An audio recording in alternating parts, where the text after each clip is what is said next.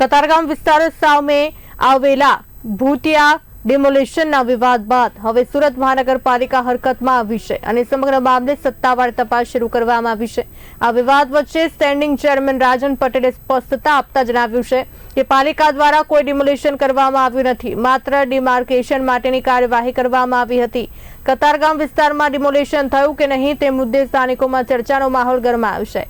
પાલિકા તંત્રએ પણ સમગ્ર ઘટનાનો તપાસ અહેવાલ માંગ્યો છે। આ મામલે જવાબદારી કોની તે હવે તપાસ બાદ સ્પષ્ટ થશે। હાલ આ વિવાદને લઈને શહેરમાં રાજકીય અને વહીવટી સ્તરે ચકચાર મચી ગઈ છે।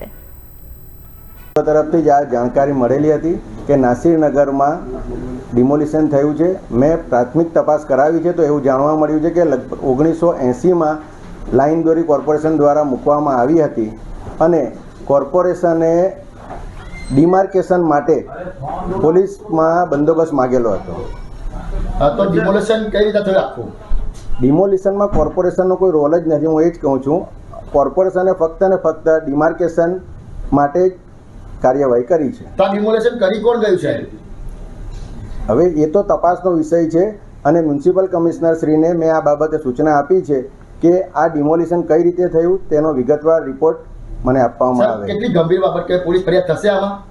હું તમને એ જ કહું છું કે અમે તપાસનો ઓર્ડર આપી દીધો છે। સર, પાલિકાના નામે 100 મકાન તૂટી ગયા, પોલીસ બંદોબસ્ત સેન્ટ્રલ ઝોને માગેલો હતો, એ જ ટાઈમે બીજા લોકો આવીને કરી ગયા તો હું એમ જ કહું છું, અમે ફક્ત ને ફક્ત ડિમાર્કેશન કરવા માટે પોલીસ બંદોબસ્ત માગેલો હતો। સર, દર્શન પરમાર ઘટના સ્થળે જોવા મળ્યા છે, સામાન ભરાતો હોય એ જગ્યા પર એવો હતા, શું કહેશો? તમામ રિપોર્ટમાં ખબર પડી।